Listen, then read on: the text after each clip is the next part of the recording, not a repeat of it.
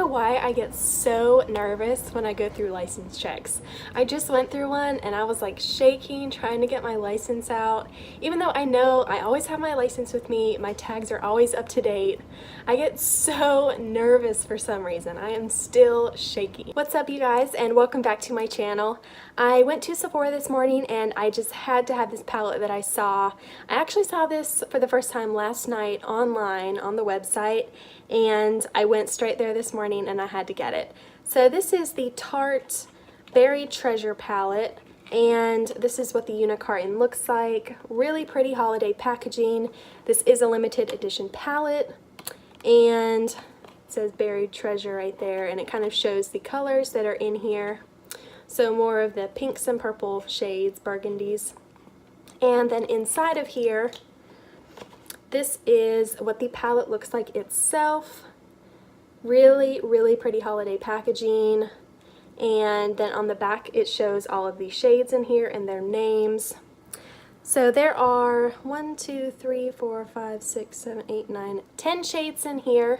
It is kind of a small eyeshadow palette compared to their other ones, but that doesn't really bother me much because honestly, I'm running out of room for my palettes. So it really doesn't bother me. This was $36 before taxes, and that is quite a bit of money for such a small palette, but I bought it, so I guess I can't be talking about that. On the inside, this is so pretty. Honestly, this is the only reason that I bought this palette, is the inside of it looks like this. Like, you cannot tell me that is not the prettiest packaged eyeshadow palette you've ever seen. I love the circles, so much prettier than just square pans placed in there. I think that it is gorgeous, and you do get a full-size mirror in here. I am so excited to try this palette out and see how it wears on my eyes, so without further ado, let's jump into this video. Now that I've gotten a base down for this eyeshadow, I'm going to go ahead and I'm going to go in first with the shade, what is this? The shade Skipper.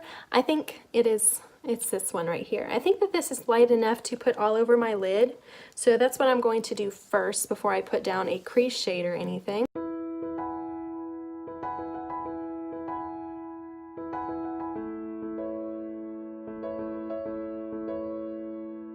So off the bat, I don't think that these shadows are too powdery. They are a little bit, there's a little bit of kick up when you put your brush into the pan, but not a lot, not enough to make me mad.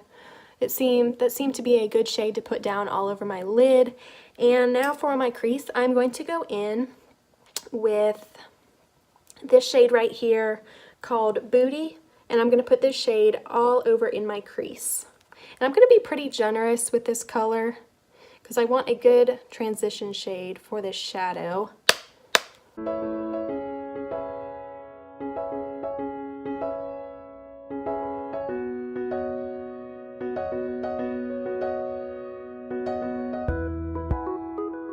So I don't really feel like you can see that very well, so I'm gonna go ahead and go in with the shade Skipper right here, this purple shade, and I'm gonna put this in my crease as well, just to kind of get some color in there because I feel like you can't see that at all. So I'm gonna focus this purple shade in my crease, and I am gonna bring it down a little bit in my inner corner and my outer edge, just to start getting some color, because I think it's a light enough purple that it won't be too dark for my inner corner, because I'm wanting to do a halo type eye today.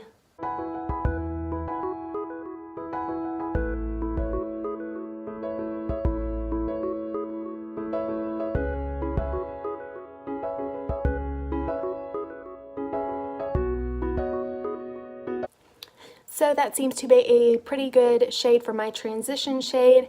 These shadows are kind of a little bit chalky. They're not the easiest thing in the world to blend. I'm trying to compare it to my other Tarte palettes, and this isn't really comparing on any level. They kind of the color just kind of sweeps away when you try to put it on. I mean, there's color there, but it's just nowhere near as pigmented as I would expect it to be for a $36 palette. But I'm going to keep going and kind of see what we can create with this. If I don't like it, I can always take it back. That's not a big deal. I don't feel like you should ever have to feel like you have to keep a makeup product because you bought it and you know you used it. I think if you don't like it, take it back. It's not a big deal.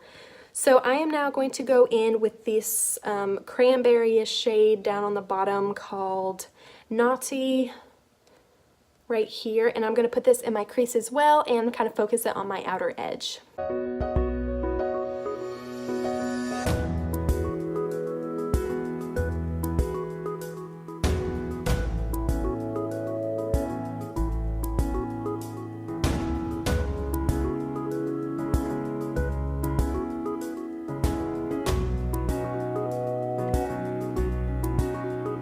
So I put that on my outer edge in my crease a little bit, and then whatever I had left over on my brush, I brought it down a little bit further into my inner corner.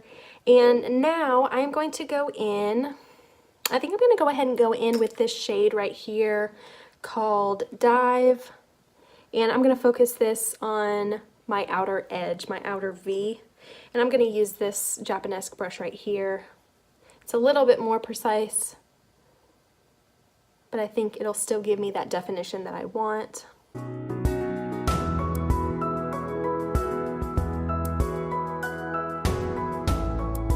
So those two colors seem to go on a little bit more.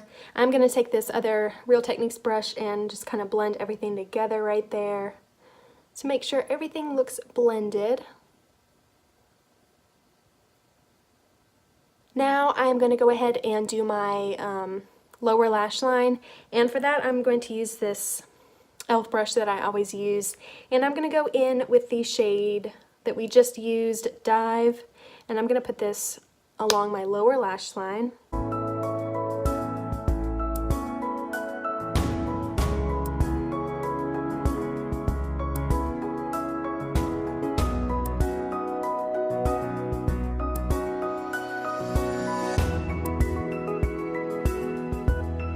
Now I'm going to go in with the cranberry shade that we used before, and I'm going to put this on my lower lash line as well, just to kind of make sure it's not too dark down there.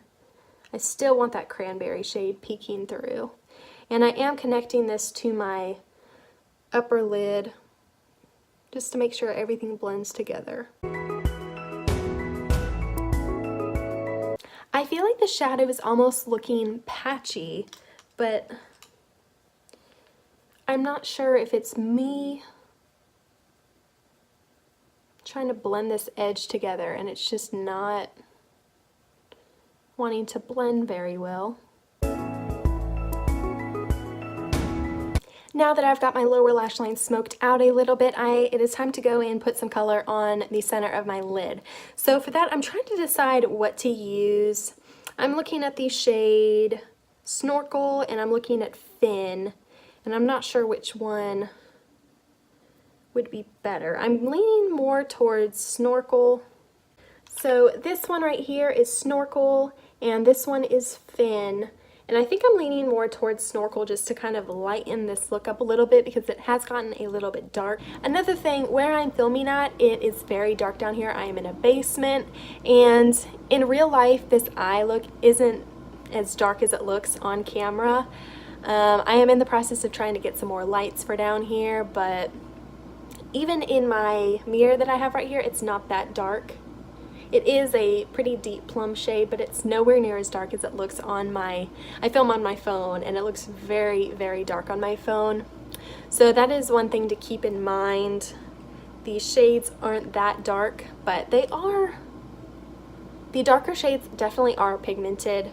I will give them that.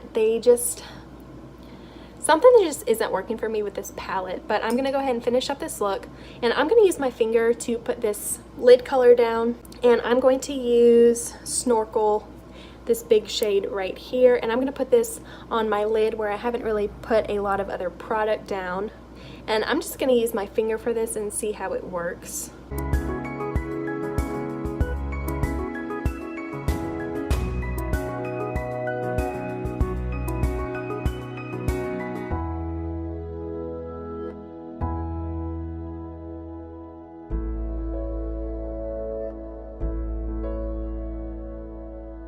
Now that I've gotten that lid shade on, it does kind of lighten up my eye a little bit and make it a little bit better. I'm gonna go in with this shade right here. It is the shade Coconut, and I'm gonna put that right over top of what I just put on my lid, just to lighten it up even more. Ooh, that is pigmented.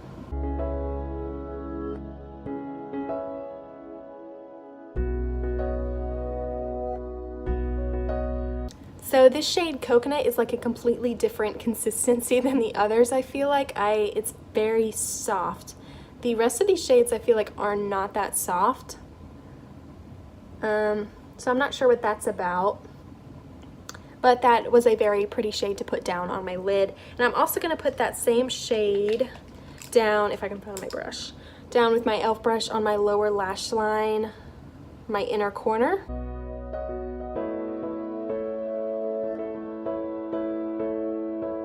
And I'm also going to use that color underneath my brow bone.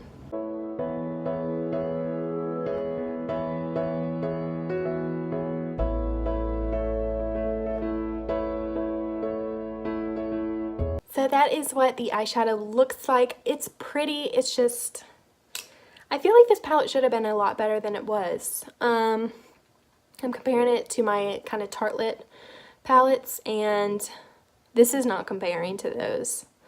I don't know if it's just because like it's a holiday palette, they kind of skimped out on quality a little bit, which they shouldn't do, but I don't know, I'm not too impressed with this palette, sadly. I am going to go ahead and apply some mascara so we can see what it looks like with that on. I have finished putting on my mascara, and I put on a ColourPop lippy, and I also got on Sephora's website to read the reviews on this, and it got 3.5 stars. And I believe that a lot of people ordered it offline before seeing it in store, and they were very disappointed in how small this is. But they also agreed that they should have looked at the dimensions, which I don't look at palette dimensions. I don't think most people do. So I could definitely see where the disappointment could come from. And also everyone was talking about how dry and non-pigmented this palette is. This is not a Tarte palette to me. Tarte palettes are awesome. This is not awesome. This is chalky and streaky and not blendable whatsoever. These colors do not blend well together. I'm not satisfied with it at all.